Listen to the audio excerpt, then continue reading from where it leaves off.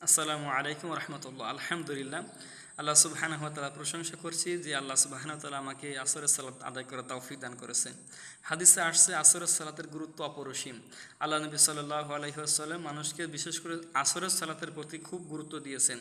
আল্লাহ নবী সাল্লাল্লাহু আলাইহি ওয়াসাল্লামের কাছে ওহী পাঠানো হয়ে গেছে, মানে আল্লাহ ওহী করেছেন যে হাফিযু আলা সলাওয়াতি ওয়াস সালাতুল উসতা ওয়া কুমু লিল্লাহি কানিতিন। সূরা বাকারা 238 নম্বর আয়াতে আছে আল্লাহ তাআলা বলেছেন, হে নবী আপনি সালাতকে হেফাজত করুন, বিশেষ করে মধ্যবর্তী সালাতের কথা বলেছেন। আয়েশা রাদিয়াল্লাহু আনহা উক্ত আয়াতের ব্যাখ্যায় বলেন, বিশেষ করে এটাকে আসরের সালাত বুঝিয়েছেন আল্লাহ সুবহানাহু ওয়া তাআলা। আল্লাহ তো প্রশংসা করছি যে আল্লাহ আমাকে দিয়ে এই কাজটা করালেন, আল্লাহ আমাকে দিয়ে তার হুকুম আহকাম আদায় করালেন। আলহামদুলিল্লাহ, আপনারা যে যেখানে আসেন না কেন, বিশেষ করে সালাতগুলো আপনারা সময় মতো বিশেষ করে আউয়াল ওয়াক্তে আদায় করার চেষ্টা করবেন। সহিহ বুখারীর 721 নম্বর হাদিসে আসছে, নবী সাল্লাল্লাহু আলাইহি ওয়াসাল্লাম বলছেন, মানুষ যদি জানতো আউয়াল ওয়াক্তে সালাত আদায় করার কত ফজিলত, তাহলে হামুগুড়ি দিয়ে হলেও প্রতিযোগিতা করে মসজিদে এসে আউয়াল ওয়াক্তে সালাত আদায় করতো। আলহামদুলিল্লাহ, আলহামদুলিল্লাহ বলি।